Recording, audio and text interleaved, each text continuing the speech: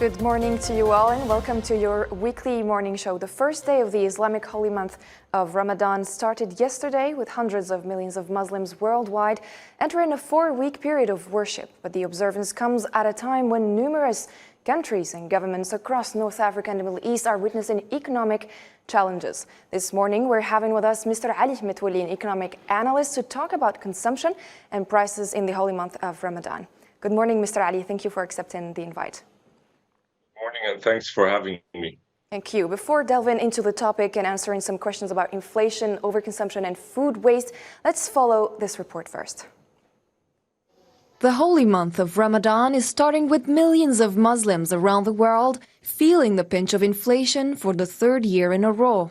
Prices for food and energy have been rising as the effects of climate change, the COVID-19 pandemic and Russia's conflict in Ukraine weigh on the world economy. Palestinians, especially those with low incomes and the 80% of the population that depends on UNRWA aid, are bearing the brunt of the country's deteriorating economic condition. The situation isn't much different for Pakistanis. The cash-strapped South Asian nation prepares for Ramadan as it awaits a bailout package of $1.1 billion from the IMF and is suffering from a crippling economic slowdown.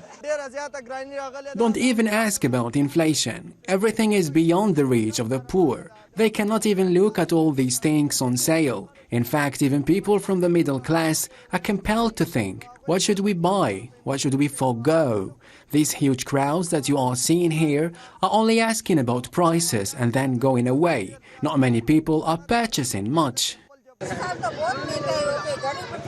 Prices have really gone very high this year. What can a poor person do? We cannot buy anything. I'm a working woman myself. I work for other households. What can people like me do? In Egypt and Lebanon, poverty is deepening with the collapse of the two countries' currencies against the dollar, with the conditions of Syrians becoming more severe. And according to observers, the unprecedented inflation and economic crises are deepening the tragedies of Arab Muslim countries and stealing their joy.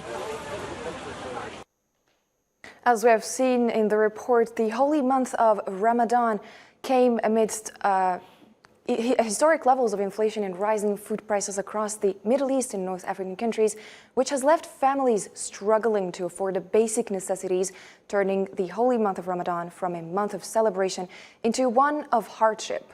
Mr. Ali, regardless of the current global situation, there is a problem with prices before and during the month of Ramadan, and people complain about its recurrence each and every year. What is the reason for the recurrence of rising prices in this month? Well, there are two main drivers of this surge in prices. We have above average growth in consumer demand and limited supply growth.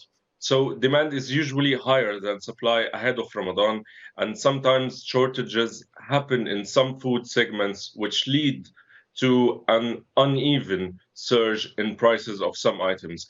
Companies, shops, and even distributors perceive higher demand, especially on food products, which is why we see food inflation increase ahead of Ramadan and also within the Ramadan month.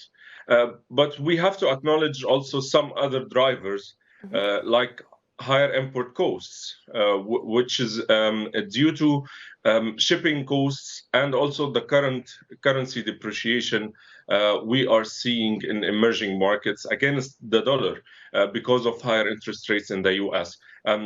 As you know, the high import dependency of many countries in the Muslim world makes it hard to avoid higher import costs, especially during this period. And I would say another driver is the high wage growth, which is supporting demand growth and raises inflation expectations, which eventually leads to higher prices during Ramadan period.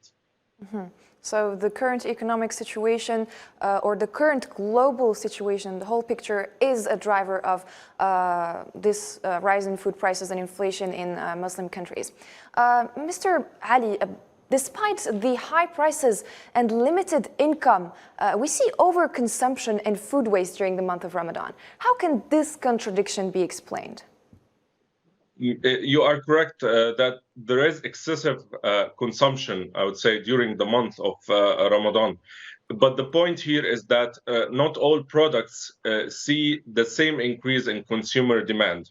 And what we mean here is that you have durables don't see high demand growth.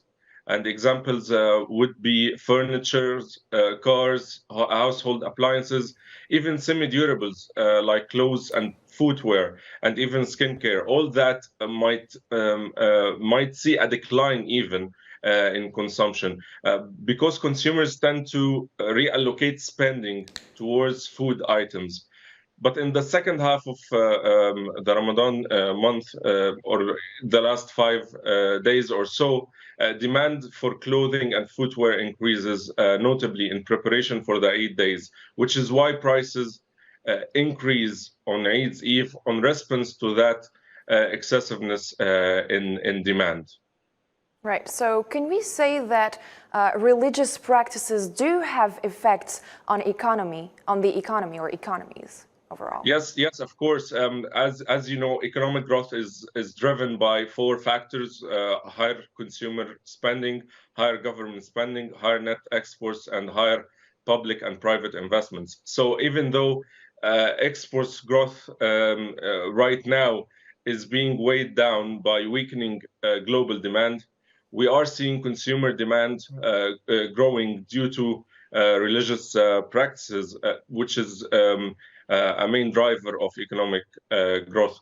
Businesses also benefits from such demand, which is why we could see some increase in private investments, even if it's a minimal increase, which is also supporting business activity and economic growth in several sectors, including the fast-moving consumer goods and even some semi-durable goods.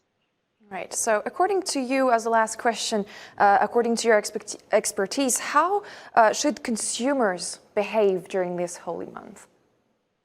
Well, it's very natural for the rate of consumption to rise during Ramadan, but there is a tradition, I would say, of from my own point of view, wrong consumption habits, and a balance between income and actual needs, away from extravagance and waste, is required or would be required, so that waste is limited and people really feel or explore the spirituality of the month and benefit from it. So limiting waste and trying to manage the budget to focus on the essentials, I would say, is going to benefit people in this time of the year. So we would say that balance is key. This was the last question. Thank you so much, Mr. Ali Metwali, for accepting the invite, for your insights and time. And thank you all for watching us up until here. But the morning show is still here, so stay with us.